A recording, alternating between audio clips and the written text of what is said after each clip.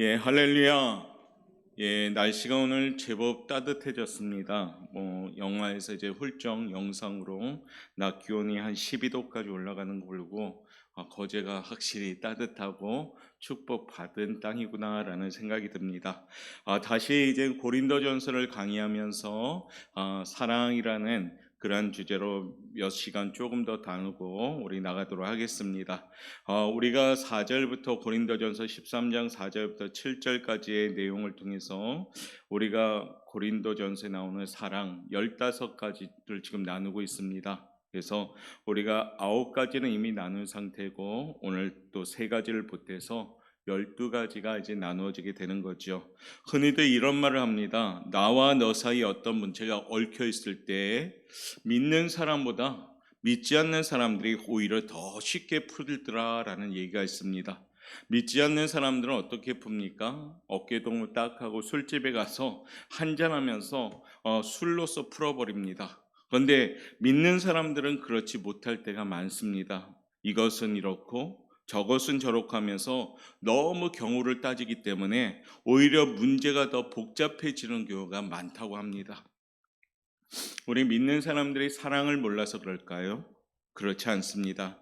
하나님을 사랑하는 것이 첫째 계명이고 이웃을 내 몸과 같이 사랑하는 것이 둘째 계명이고 또한 사랑은 율법과 선지자의 강령이라는 것을 너무나도 잘 알고 있습니다.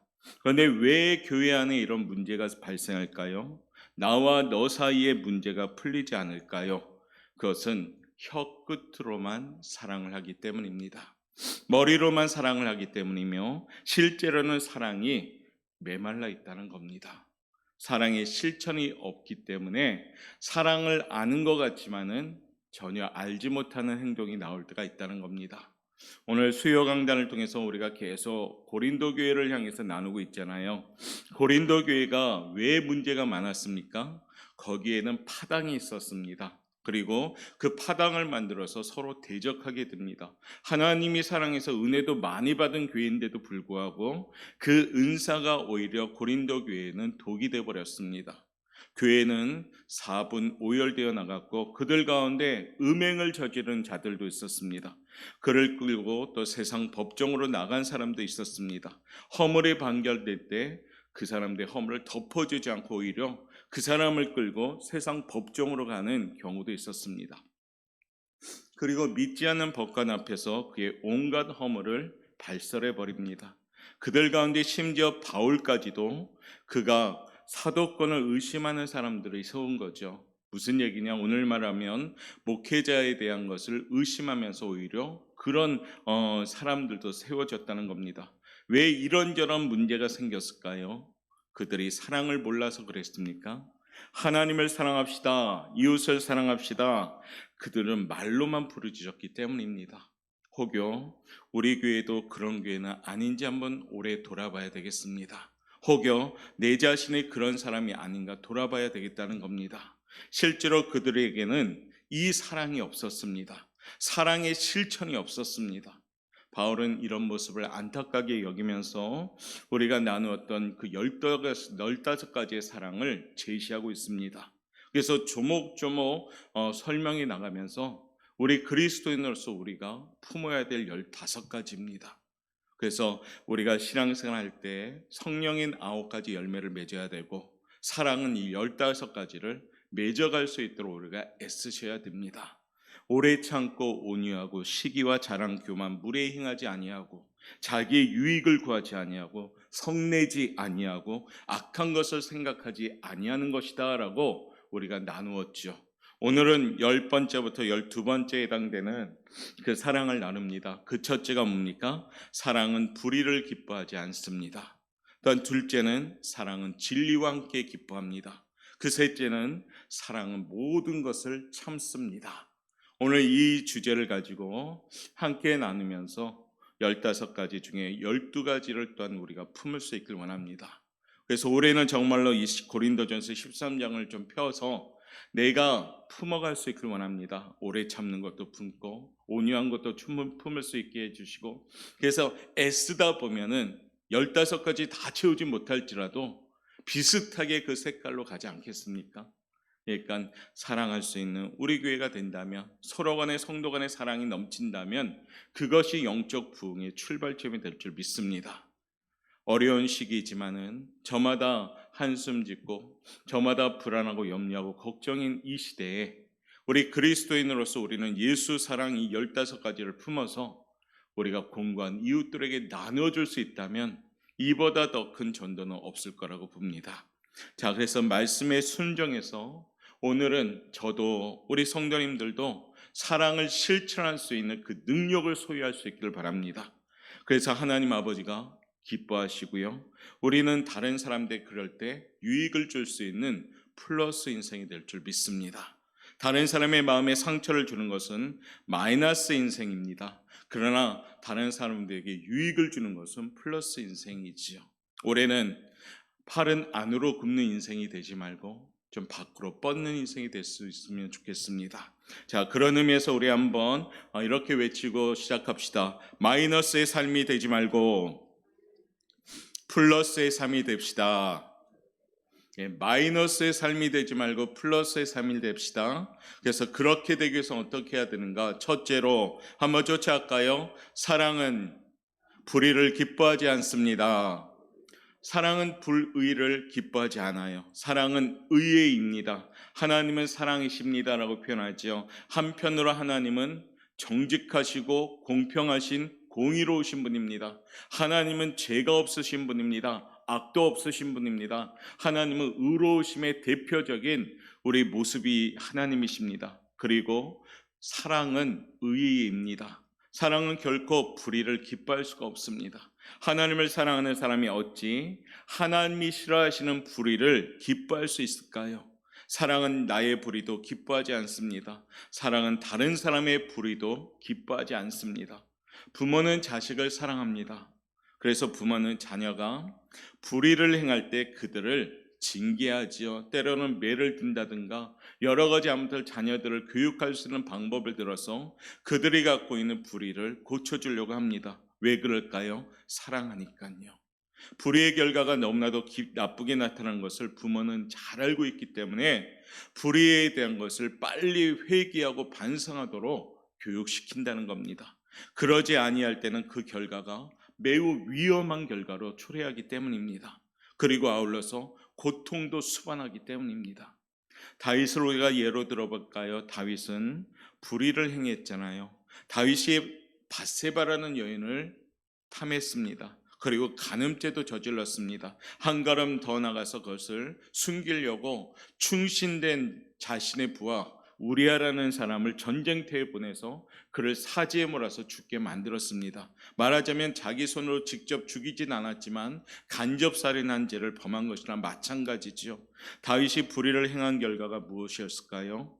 말하지 않더라도 그에게는 양심의 가책이 느껴지기 시작했습니다. 마음에 양심의 가책이 느껴지면 어떻습니까? 기쁨과 평강이 없습니다. 영적으로도 얼마나 괴로웠을까요? 하나님 앞에서도 떳떳하지 못했습니다. 그만큼 하나님과의 관계가 멀어지게 되는 겁니다. 불의를 일삼으면 하나님과 멀어지고 하나님께 축복을 못 받는 그런 관계로 되는 겁니다. 다윗이 받았던 고통이 정신적이고 영적인 것만은 아니었습니다. 시편 32편 1절과 2절의 말씀에 이런 말씀이 나옵니다. 허물의 사함을 얻고 그 죄의 가림을 받은 자는 복이 있도다. 마음에 간사가 없고 여호와께 정죄를 당치 않은 자는 복이 있도다라고 말씀합니다. 시편 32편은 다윗이 나단 선지자의 책망을 듣고요, 자기의 불의를 회개하고 난 뒤에 지은 시가 시편 32편입니다. 불의를 회개하고 난 뒤에 비로소 다윗은 그 마음에 뭐가 생겼을까요? 기쁨과 평강이 생겼습니다. 시편 32편 3절에는 이렇게도 중가합니다. 내가 입을 열지 아니할 때라고 고백하죠. 그러면서 어떤 때를 가리킵니까? 자신의 불의를 깨닫고 하나님께 회개하기 이전의 상태를 말하고 있습니다. 내가 입을 열어 회개하지 아니할 때는 종일 신음함으로 내 뼈가 쇠하였도다라고 고백했습니다. 옛날 고린도 교인들도 그랬습니다. 고린도전서 5장 1절에 보면요, 너희 중에 심지어 음행이 있다함을 들으니 이런 음행은 이방인 중이라도 없는 것이라. 누가 그 아비의 아내를 취하였도다라고 말하고 있습니다. 고린도 교회의 교인들 가운데 어떤 일이 벌어졌냐면 음행을 저지르는 교인들이 생겼습니다. 심지어 자신의 아버지의 아내, 자신의 계모를 범한 자도 생겨버렸습니다. 상상을 초월한 거죠, 사실은. 이런 것이 하나님의 말씀이 율법뿐만 아니라 그 당시 로마법조차에도 엄히 금하고 있는 죄였습니다. 그들은 불의를 행했거든요. 그런데 2절에 보면 이런 말씀으로 또 나옵니다. 그리하고도 너희가 오히려 교만해져서 어찌하여 통한이 여기지 아니하고 그 일 행한 자를 너희 중에서 물리치지 아니하였느냐. 무슨 얘기냐면 고린도교에 그렇게 음란한 죄를 범한 사람이 있음에도 불구하고 고린도 교회는 어떻습니까? 그를 그대로 방치해둬 버렸어요. 다 알면서도요. 마음이 교만해져서 불의를 행하고서도 오히려 그것이 대단한 일인 양 뻐기고 자랑하며 과시하는 자가 생겼습니다. 불의를 기뻐하였다는 겁니다. 뿐만 아니고 고린도 교인들은 그러한 불의를 보고도 못 본 척하고 눈 감아 주었습니다. 마치 그것이 사랑인 것처럼 착각했다는 겁니다. 사랑은 결코 불의를 기뻐하지 않습니다. 고린도 교인들이 불의에 대해서 못 본 척하고 눈 감아준 결과가 어떻게 되었을까요? 이어지는 고린도전서 5장 5절과 6절은 이런 말씀을 나눕니다. 너희의 자랑하는 것이 옳지 아니하도다. 적은 누룩이 온 덩어리에 퍼지는 것을 알지 못하느냐라고 말합니다. 적은 누룩이 어떻게 해요? 퍼져가지고 덩어리에 퍼지는 것처럼 너희들은 모르느냐라고 책망합니다. 그들은 영적으로 점점 더 골마 터지고 있었습니다. 참된 사랑이 무엇일까요? 고린도전서 5장 11절은 이렇게 정의합니다. 이제 내가 너희에게 쓴 것은 만일 어떤 형제라 일컫는 자가 음행하거나 탐욕을 부리거나 우상 숭배를 하거나 모욕하거나 술 취하거나 속여 빼앗거든 사귀지도 말고 그런 자와는 함께 먹지도 말지니라라고 사도 바울은 아주 강하게 권면합니다. 교회가 불의를 행한 자를 건증하는 이유가 바로 여기에 있습니다. 사랑은 불의를 기뻐하지 않습니다. 사랑이라는 모양을 가지고 죄를 알면서도 가만히 놔두면은 그것은 사랑이 될 수가 없다는 얘기입니다. 고린도 교인들은 불의에 대해서 못 본 척하고 눈을 감아버렸는데요. 그 결과가 어땠을까요? 고린도전서 11장 29절부터 30절인데요. 우리 한번 읽어봅시다. 고린도전서 11장 29절부터 30절 말씀 찾았습니까? 읽어보겠습니다. 시작. 주의 몸을 분별하지 못하고 먹고 마시는 자는 자기의 죄를 먹고 마시는 것이니라. 그러므로 너희 중에 약한 자와 병든 자가 많고 잠자는 자도 적지 아니하니. 아멘. 다윗이 불의를 행한 결과 영적인 고통뿐 아니라 육체적으로 엄청난 고통을 겪었던 것처럼 오늘 고린도 교인들도 그러했다는 겁니다. 그들이 불의를 기뻐한 결과 그들은 정신적으로 영적으로 고통을 겪게 되었습니다. 뿐만 아니라 그들 가운데 어떤 사람들이 생깁니까? 병약한 자도 있었고 중병을 앓는 자도 있었고 그것 때문에 죽어야 되는 자도 생겼습니다. 그들은 육체적인 고통을 겪어야 했습니다. 이것이 뭐냐? 불의를 행하고 기뻐하지 않아야 되는데 그것을 눈 감아준 결과입니다. 사랑하는 성도 여러분, 사랑은 불의를 기뻐하지 않습니다. 먼저 우리 자신이 불의에 대한 유혹에 빠지지 않도록 늘 깨어 기도하면서 조심해야 된다는 겁니다. 아울러 우리의 사랑하는 이웃이 불의에 빠지지 않도록 그들을 위해서 우리 역시 기도해야 된다는 겁니다. 그들이 불의에서 벗어나 의에 거할 수 있도록 우리가 사랑하는 마음으로 깨우쳐주는 것이 사랑입니다. 우리 사랑하는 오포영락교회 성도 간에도 혹 불의를 행하는 성도, 저 사람이 잘못 가고 있는 것 또는 악을 행하고 있는 것을 알면서도 눈 감아주고 있다면 우리 교회도 역시 하나님을 기뻐하는 교회가 못 된다는 겁니다. 그들을 사랑으로 꾸짖을 때 사랑은 불의를 기뻐하지 않는 그러한 역사가 나타나는 겁니다. 그러므로 올해는 우리가 성도 간의 교제에 있어서 비판하는 관계가 아니라 선한 사랑으로 권면하며 서로 간에 하나님의 사랑으로 일어나는 복된 시간이 되시길 바랍니다. 죄 있는 자를 돌로 치는 정죄가 아니라 따뜻한 마음으로 이해하고 손잡아주며 옳은 길로 함께 걸어가도록 서로 간에 건면하는 교회, 그 교회가 우리 옥포영광교회가 되시길 바랍니다. 지금 보내는 우리 신앙생활에도 기도하며 중심 잃지 않도록 좋은 신앙생활의 동력자들로서 서로 세워지길 바랍니다. 특별히 어려운 이 시기에는 성도들이 서로 간에 한마음 한뜻 되어 손을 잡아주고 또 마음도 헤아려주면서 위로해주고 이렇게 나갈 때 힘있는 교회가 되는 겁니다.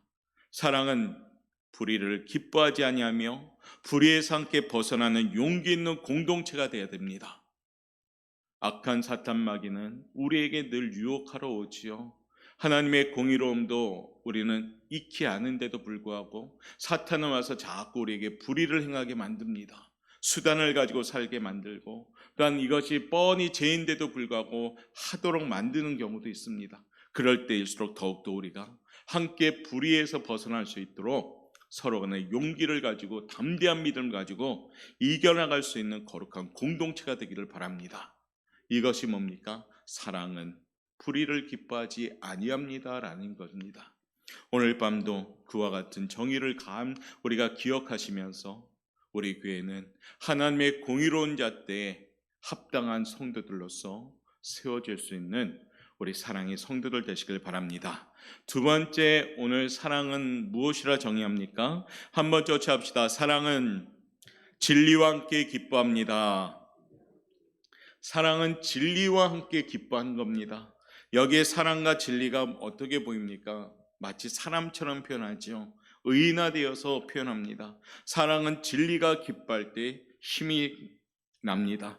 그러나 진리가 기뻐하지 않으면 사랑도 기뻐하지 않습니다. 사랑은 언제나 진리와 더불어서 기뻐하는 겁니다. 어떤 사람은 이런 말을 합니다. 무엇을 믿든지 상관이 없다. 교리가 어떠한지 중요하지 않다. 중요한 것은 사랑이다라고 주장하는 사람이 있습니다. 그러면서 아무하고도 손잡고 아무하고도 어깨 동무하면서 함께 가려는 사람들이 있습니다. 소위 말하는 우리가 들었던 용어죠. 에큐메니컬 운동이라고 합니다. 무슨 얘기입니까? 모든 것이 다 하나다 하면서 서로 간에 손잡고 가는 운동입니다. 보기에는 참 좋은 것 같아도 이것은 진리가 아닌 거지요. 이 에큐메니컬 운동을 제일 열심히 하는 데가 어디입니까? 천주교입니다. 천주교는 그들의 행사에 불교의 스님들을 모시고 아무렇지도 않게 손을 잡습니다. 또한 법당에 가서 신부들이 또한 법회 때 그 강단을 하면서 그들에게 또 교훈합니다. 강단의 교주가 굉장히 왕성하죠. 무슨 얘기입니까? 바로 에큐메니컬 운동. 너에게도 구원이 있고 나에게도 구원이 있다. 종교다원주의와 합해진 운동이란 겁니다. 이것이 볼 때 사랑입니까? 그들은 사랑이 진리와 함께 기뻐한다는 말씀의 의미를 모르고 있는 겁니다. 하나님 말씀에 순종하는 것이 사랑입니다. 사랑은 감정도 아니고 태도도 아니고 바로 실천입니다. 행동으로 나타나는 것이 사랑입니다. 데살로니가 교회가 하나님께 칭찬받았던 이유는 뭡니까? 거기에 사랑의 수고가 있었기 때문입니다. 사랑은 반드시 수고가 따라가는 것이 진짜 사랑입니다. 진리 가운데 행하는 것이 바로 사랑이라는 겁니다. 그 사람들과 함부로 어깨 동무하고 함께 가다가는 받을 상도 잃을 수도 있다는 겁니다. 잘못된 교리를 신봉하며 그것으로 미혹하는 자들은 성경은 강력하게 말하죠. 아예 상종도 하지 말라라고 말합니다. 디도서 3장 10절에 보면요, 이단에 속한 사람은 한두 번 훈계한 후에 멀리 하라라고 말합니다. 한두 번은 권면하지만은 이단에 빠진 사람들이 듣겠습니까? 안 듣죠. 그러면 그와 상종하지 말라라고 권면하는 겁니다. 왜냐하면 영적으로 틀리기 때문입니다. 잘못된 교리를 신봉하며 그 사람들 함께 가는 것은 진리와 함께 기뻐한다라는 사랑의 원리에 어긋난다는 겁니다. 옛날 고린도 교인들 가운데에도 이런 오류에 빠진 사람들이 많이 있었습니다. 그 사람들 가운데요, 예수 그리스도의 육체적인 부활을 부인하는 사람들도 있었습니다. 그러다 보니까 자기의 육신의 부활도 믿지 못하는 사람들도 생겼습니다. 진리가 와르르 무너지니까요, 불신이 생기고 불신이 생기니까요, 불평이 생기고, 불평이 생기니까 분열이 생긴 겁니다. 사랑은 진리와 함께 기뻐하는 겁니다. 그러기에 사도 바울은요, 고린도 교회 교인들을 향해서 이 흔들리는 부활에 대해서 중심을 잡게 기록한 책이 고린도전서 15장입니다. 부활장이라고 하지요. 우리 좀 길지만 천천히 한번 읽어보죠. 12절부터 17절까지 한번 읽어보겠습니다. 고린도전서 15장 12절부터 17절 찾았으면 함께 읽겠습니다. 그리스도께서 죽은 자 가운데서 다시 살아나셨다 전파되었거늘 너희 중에서 어떤 사람들은 어찌하여 죽은 자 가운데서 부활이 없다 하느냐. 만일 죽은 자의 부활이 없으면 그리스도도 다시 살아나지 못하셨으리라.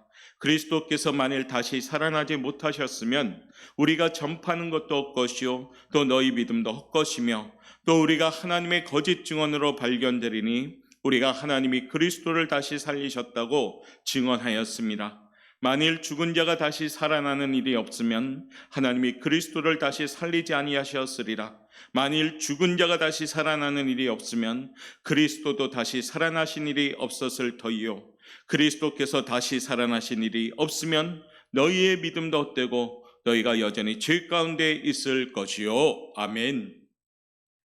사도 바울은 오늘 부활에 대하여 막 흔들리는 고린도 교인들 향하여 부활에 대하여 아주 강력하게 선포하는 내용입니다.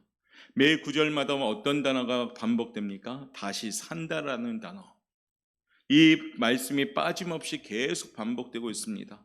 바울은 누구든지 부활의 교리를 위해 확고하게 서지 못하면 그의 믿음은 헛된 것이다 라고 말하는 겁니다. 사랑하는 성도 여러분, 사랑은 언제나 진리와 함께 기뻐하는 겁니다. 진리를 떨어뜨린 사랑은 가식적인 사랑일 수밖에 없고 거짓된 사랑일 수밖에 없습니다. 영생을 우리는 선물로 받으셨음을 믿으십니까? 여러분들 부활하심을 믿으십니까? 이게 진리예요. 그 진리의 터 위에 기뻐할 때 사랑이 실천되는 겁니다. 부활의 소망을 가진 내가 우리 사랑하는 이웃들을 바라볼 때 저분들도 부활의 소망을 갖기를 원하기 때문에 진리와 함께 기뻐하는 사랑으로 실천할 수밖에 없다는 겁니다.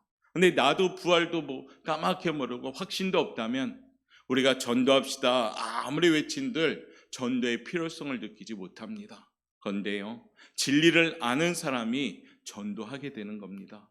전도가 뭡니까? 사랑이잖아요. 사랑이 아주 핵심이잖아요. 한 영혼을 사랑하는 것부터 시작하는 게 전도잖아요. 그러므로 우리가 진리와 더불어서 기뻐할 수 있는 것, 이 삶이 사랑인 줄 믿습니다. 진리가 무너지는 왜곡된 사랑은 우리를 타락시킵니다. 우리 주님도 진리가 무너진 사랑은 거짓 사랑이다 라고 말합니다. 모든 종교에 구원이 있다 주장하는 사람들, 진리를 모르는 사람들이지요. 마치 관용을 베푸는 것처럼 주장은 하지만은, 마치 큰 사랑을 가지고 포용하듯이 얘기는 하지만은 진리가 아닌 왜곡된 사랑을 전하는 겁니다. 구원은 오직 예수님만이 있습니다. 다른 이름을 우리에게 주신 일이 없다는 겁니다. 그렇기 때문에 우리는 이 진리를 목숨처럼 여기고 많은 우리 신앙의 선진들이 순교하시면서 이 기독교를 이 나라에 뿌리내리게 한 겁니다. 왜요? 진리를 기뻐하니까요, 목숨을 바치는 사랑을 간 겁니다. 사랑하는 성도 여러분, 우리 성도들도요, 말씀을 소유하심으로, 말씀으로 잘 분별하고 말씀을 기준 삼아서 그 진리로 자유함을 누리고요, 말씀으로 사랑을 알고 실천할 수 있는 우리 성도들 되시길 바랍니다. 코로나 시기에 더욱더 흔들리지 말아야 될 게 뭘까요? 바로 진리입니다. 진리가 흔들리면 같이 흔들려 버리기 때문입니다. 그러므로 주의 말씀, 우리가 올해 일독을 최소합시다라고 한 이유는 말씀이 든든히 서 있을 때 그 인생이 든든히 서 있는 줄 믿습니다. 시편 119편 105절 말씀은 어떤 말씀이에요? 주의 말씀은 내 발의 등이요 내 길의 빛이니이다. 어둠을 가도 말씀을 붙잡고 있는 인생은 환하게 비춰지기 때문에 이리저리 삐뚤삐뚤 살아가지를 않는다는 겁니다. 올해는 말씀을 꼭 가까이 함으로 그 진리를 중심으로 살아가는 우리 성도들 되시길 바랍니다. 그래서 진리를 알고 기뻐하는 사랑을 실천할 때 내 이웃도 살고 내 주변도 살아날 줄 믿습니다. 우리 사랑하는 옥부영광교회 성도님들 한 분 한 분이 올해는 말씀을 깊이 새기고 주의 말씀을 가지고 살아가는 진리로 기뻐하는 사랑의 성도들 되시기를 주님의 이름으로 축복합니다. 세 번째 사랑은 무엇이라고 표현했습니까? 한번 쫓아갈까요? 사랑은 모든 것을 참습니다. 사랑은 모든 것을 참는 겁니다. 참 무거운 표현이죠. 불가능할 수도 있어요. 모든 것을 어떻게 참지? 목회자인 저도 그렇습니다. 여기서 참는다는 것은 뭘까요? 말없이 덮어준다는 겁니다. 우리가 신약의 요셉은 동정녀 마리아가 임신했을 때 마리아를 조용히 그 소문이 안 나도 덮어주려고 했었습니다. 이게 사랑이죠.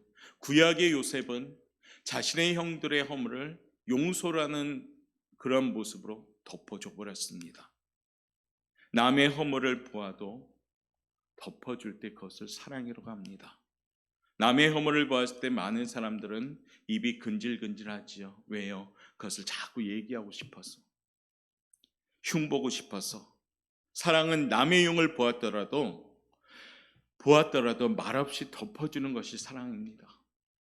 노아가 방주에서 내려와서 이제 기분이 너무 좋아가지고 포도주를 마셨잖아요. 근데 포도주에 취해가지고 어떻습니까?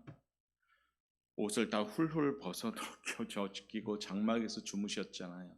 그때 첫 번째 발견한 아들이 함이에요. 함이 발견하더니 아버지가 미친 거 아니냐고 이렇게 표현했을 거야 아마. 형님들 아버지가 주책이라고 술 마시고. 그런데 셈과 야벳이 그 소리를 듣고 어떻게 합니까? 뒷걸음쳐서 아버지의 부끄러운 모습을 가려주었잖아요. 결과론적으로 함은 저주받은 민족이 되었고 셈과 야벳은 축복받은 민족이 되었습니다. 허물을 덮어주었더니 축복의 인생이 되었습니다. 베드로전서 4장 8절은 우리에게 이렇게 전합니다. 무엇보다도 열심으로 서로 사랑할지니 사랑은 허다한 죄를 덮느니라 라고 말씀합니다.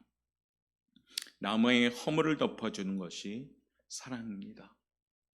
우리나라에서 사랑으로 제일 유명한 우리 신앙의 선진이 있다면 누구입니까? 손양원 목사님이죠.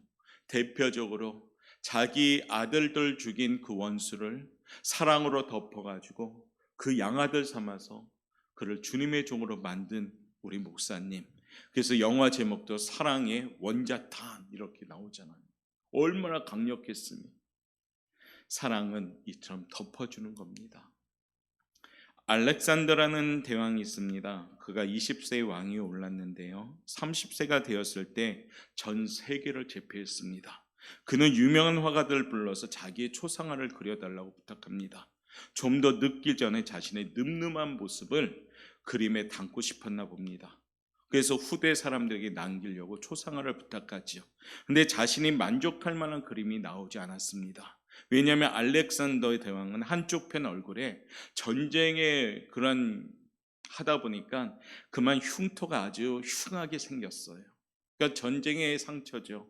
화가들은 그 흉터를 그대로 그릴 수밖에 없었습니다. 그러다 보니까 보기에도 험상궂고 잔인한 모습이 그 그림에 표현되었습니다. 알렉산더는 그것을 보면서 만족하지 않았죠. 그때였습니다. 평소에 알렉산더 대왕을 존경하고 또 마음에 깊이 사랑했던 한 무명의 화가가 자원합니다. 제가 한번 그려보겠습니다 라고요. 물론 그 화가도 알렉산더 얼굴에 있는 그 흉터를 그리면 만족할 만한 그림을 그릴 수가 없었습니다. 이때 그 화가는 아이디어를 냈죠. 그러면서 알렉산더로 하여금 탁자 곁에 있는 의자에 앉게 했습니다. 그리고 난 뒤에 알렉산더 자신의 손으로 턱을 고이게 합니다. 그러니까 무엇인가 깊이 골똘하게 생각하고 있는 그 자세를 취하게 되지요. 자연스럽게 손으로 흉터를 가리게 되었고 그렇게 해서 그림이 완성되었습니다. 알렉산더 대왕은요 너무 만족했습니다. 그 화가에게 아주 큰 상을 드렸죠. 평소에 그 화가의 마음속에는 무엇이 있었습니까? 알렉산더에 대한 사랑, 또한 존경의 마음이 있다 보니까요. 그와 같이 사랑하는 마음으로 알렉산더 대왕의 초상화를 생각하니까 저 흉터를 가려줘야 되겠다라는 생각에 이와 같이 기발한 아이디어가 나온 겁니다. 사랑은 허물과 잘못을 덮어주는 겁니다. 사랑하는 성도 여러분, 다른 사람의 허물이 보입니까? 내가 은혜를 받지 못해서 혹 그러지는 않을까요? 내 마음속에 사랑이 없어서 혹시 그와 같이 덮어주지 못하지는 않을까요? 우리가 은혜를 받아서 사랑이 풍성하면 다른 사람의 허물이 긍휼함으로 보입니다. 애처롭게 보이고요. 기도 제목으로 보입니다. 그러나 은혜 받지 못하면 정죄하는 눈으로밖에 안 보인다는 겁니다. 고린도 교인들은 문제가 있었죠. 고린도서 6장에 보면 이런 내용들이 쭉 나옵니다. 어떤 사람에게 허물이 있었는데 그 사람을 어떻습니까? 다른 사람이 볼세라 빨리 사랑으로 덮어주지는 않고 그 사람 손을 잡고 법정으로 달려가 버렸습니다. 그러면서 세상 법정 가서 이 사람의 허물을 이렇습니다, 저렇습니다, 믿지 않는 법관들 앞에서 오히려 모든 것을 발설해 버립니다. 그러니까 믿는 사람들이 믿지 않는 사람들 앞에서 얼마나 망신을 당했을까요? 그것은 사랑이 될 수가 없습니다. 사랑은 남의 허물을 덮어주는 겁니다. 가끔 교회 문제가 생기면 세상의 법으로 판단받으려고 가는 교회들도 있습니다. 그러면 쌍방간의 부끄러움을 느끼게 됩니다. 고발한 자와 고발당한 자가 다 부끄러운 겁니다. 하나님은 사랑으로 우리의 모든 허물을 덮어주셨습니다. 만일 하나님이 우리의 허물을 만약 드러내신다면 저도 여기 계신 모든 분들도 아마 감히 어떻게 우리가 고개를 들고 살 수 있을까요? 우리 하나님이 정말 뻔히 다 아시는데 점잖은 척 앉아 있을지라도 점잖은 척 서 있을지라도 뻔히 보시는데 그게 다 드러난다면 아마 우리는 고개를 들고 다닐 수 없을 겁니다. 그런데 우리 하나님은 우리의 죄를 다 덮어주십니다. 천국은 모든 잘못과 허물이 덮는 곳이라 합니다. 지옥은 모든 잘못과 허물이 드러나는 곳이라고 합니다. 우리는 천국의 백성인 줄 믿습니다. 천국의 백성답게 다른 사람의 허물을 덮어주면서 살아야 됩니다. 혹 입이 근질근질하실 때가 있습니까? 그런 껌을 씹으십시오. 사람을 씹지 말고. 혹시 입이 근질근질하십니까? 뒤에 가지 말고 앞에서 얘기하십시오. 우리는 천국의 백성답게 다른 사람의 허물을 덮어주면서 살아야 됩니다.